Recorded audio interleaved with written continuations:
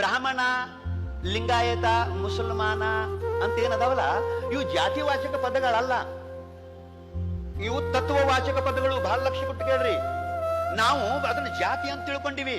ಈಗ ಬ್ರಾಹ್ಮಣ ಅನ್ನೋ ಶಬ್ದ ಆಗಲಿ, ಮುಸಲ್ಮಾನ್ ಅನ್ನೋ ಶಬ್ದ ಆಗಲಿ, ಜೈನ್ ಅನ್ನೋ ಶಬ್ದ ಆಗಲಿ, ನೀವು ಶಬ್ದ ನೋಡ್ರಿ, ನೀವು ಅದಕ್ಕೊಂದು ವಿಶೇಷ ಅರ್ಥದ. ಈಗ ಬ್ರಾಹ್ಮಣ ಯಾರಿಗನ್ನಬೇಕು ಅಂತ ಕೇಳಿದ್ರೆ, ಬ್ರಹ್ಮ ಜಾನಾತಿ ಇತಿ ಬ್ರಾಹ್ಮಣ.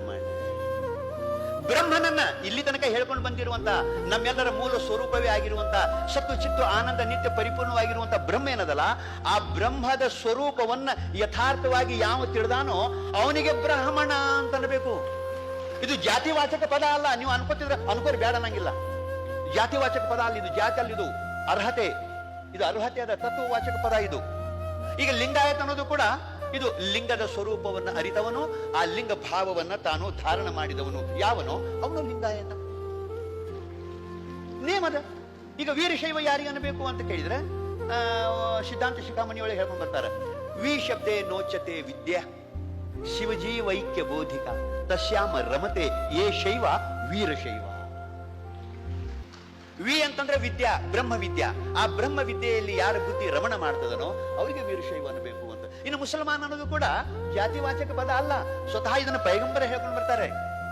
ಅಂದ್ರೆ ಮುಸಲ್ಮಾನ್ ಯಾರಪ್ಪ ಅಂತ ಕೇಳಿದ್ರೆ, ಏಕ ದೇವೋಪಾಸನೆಯಲ್ಲಿ ನಿಷ್ಠಾವುಳ್ಳವನಾಗಿ ಮಾನವೀಯ ಮೌಲ್ಯಗಳನ್ನ ತನ್ನಲ್ಲಿ ಅಳವಡಿಸಿಕೊಂಡು ವಿಶ್ವವನ್ನ, ವಿಶ್ವದ ಜನಾಂಗವನ್ನ ಪ್ರೀತಿಸುವವನಿಗೆ ಮುಸಲ್ಮಾನ್ ಅನ್ನಬೇಕು. ಇದು ಜಾತಿ ಅಲ್ಲಿದು. ಆ ಅರ್ಹತೆ ನನ್ನಲ್ಲಿ ಇದ್ರೇನೆ ನಾನು ಮುಸಲ್ಮಾನ್. ಇದಿಲ್ಲ ಅಂದ್ರೆ ಇಲ್ಲ. ನಮಗೊಬ್ರು ಅಂದ್ರಿ, ಅದ್ಯಾಕ್ರಿ ಗೌಡ್ರ ಹೊಟ್ಟಿಲಿ ಹುಟ್ಟಿದವ್ರಿಗೆ ಗೌಡ್ರು ಅಂತಾರು, ಕುಲಕರ್ಣಿಯಾರ ಹೊಟ್ಟಿಲಿ ಹುಟ್ಟಿದವ್ರಿಗೆ ಕುಲಕರ್ಣಿಯಾರ ಅಂತಾರು. ಹಂಗ ಇವೆಲ್ಲ ಬ್ರಾಹ್ಮಣರ ಹೊಟ್ಟಿಲಿ ಹುಟ್ಟಿದವ್ರಿಗೆ ಬ್ರಾಹ್ಮಣರು ಅನ್ಬೇಕು, ಲಿಂಗಾಯತರ ಹೊಟ್ಟಿಲಿ ಹುಟ್ಟಿದವ್ರಿಗೆ ಲಿಂಗಾಯತ ಅನ್ಬೇಕು, ಮುಸಲ್ಮಾನರ ಹೊಟ್ಟಿಲಿ ಹುಟ್ಟಿದವ್ರಿಗೆ ಮುಸಲ್ಮಾನ್ ಅನ್ಬೇಕು ಅಂತ ವಾದ ಮಾಡಿದ್ರು. ಇಲ್ಲಪ್ಪ, ಇವು ತತ್ವವಾಚಕ ಪದಗಳದಾವು, ಹಂಗ ಅನಾಗ ಬರಂಗಿಲ್ಲ ಅನ್ಕೋತ ಬಂದಾರೆ. ಬ್ರಹ್ಮವನ್ನು ಅರಿತವನೇ ಬ್ರಾಹ್ಮಣ, ಲಿಂಗವನ್ನು ಅರಿತವನೇ ಲಿಂಗಾಯತ, ಅಲ್ಲಾಹನ ನೈಜ ಸ್ವರೂಪವನ್ನು ತಿಳ್ಕೊಂಡವನೇ ಮುಸಲ್ಮಾನ. ಹಿಂಗ ಹಂಗಿಲ್ರಿ, ಅದು ಹೇಳ್ಕೊಂಡು ಬಂದಾರಲ್ರಿ, ಗೌಡ್ರ ಹೊಟ್ಟಿಲಿ ಹುಟ್ಟಿದವ್ರಿಗೆ ಗೌಡ್ರು ಅಂತಾರಲ್ರಿ ಅಂತ ನಾವಂದೀವಿ. ಹಂಗಾರೆ ಹಿಂಗ್ ಮಾಡು, ಡಾಕ್ಟರ್ನ ಹೊಟ್ಟಿಲಿ ಹುಟ್ಟಿದವ ಡಾಕ್ಟರ್ ಅಂತ ತಿಳಿದು ಡಾಕ್ಟರ್ ಇಲ್ದಾಗ ಆಪರೇಷನ್ ಮಾಡಿಸ್ಕೋ. ಡಾಕ್ಟರ್ ಯಾಕೆ ಆಗಂಗಿಲ್ಲ ಹಂಗಾರ? ಹಂಗ ಆಗಂಗಿಲ್ರ. ತಾನು ಅವ್ನು ಡಾಕ್ಟರ್ ಎಷ್ಟು ಕಲ್ತಾನೋ, ಏನು ಸರ್ವಿಸ್ ಮಾಡ್ಯಾನೋ, ಅನುಭವ ಪಡೆದಾನೋ, ಅಟ್ ಆದಾಗ ಡಾಕ್ಟರ್ ಹಾಕ್ರಿ. ಹುಟ್ಟಿದಕ್ಕೆ ಹಾಕಾನಲ್ರಿ ಅದಾವಂದ. ಹಂಗ ಮುಸಲ್ಮಾನರ ಹೊಟ್ಟಿಲಿ ಹುಟ್ಟಿದಕ್ಕೆ, ಬ್ರಾಹ್ಮಣರ ಹೊಟ್ಟಿಲಿ ಹುಟ್ಟಿದಕ್ಕೆ ಬ್ರಾಹ್ಮಣರ ಆಗ್ತಾರೇನು? ಆ ಅರ್ಹತೆ ಬೇಕು. ಇದು ನಾ ಹೇಳಂಗಿಲ್ಲ, ಇದು ಶಾಸ್ತ್ರಗಳು ಹೇಳ್ಕೊಂಡು ಬರ್ತವೆ.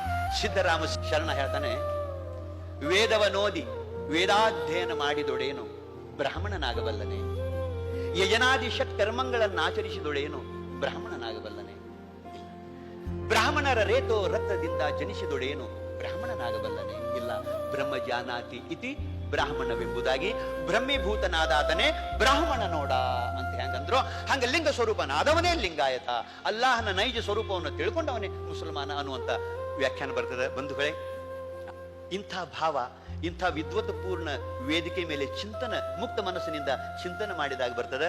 ಅಂಥ ಚಿಂತಕರನ್ನ ಕೂಡಿಸಿದಂಥ ಗುರುಗಳಿಗೆ ಅನಂತ ವಂದನೆಗಳು.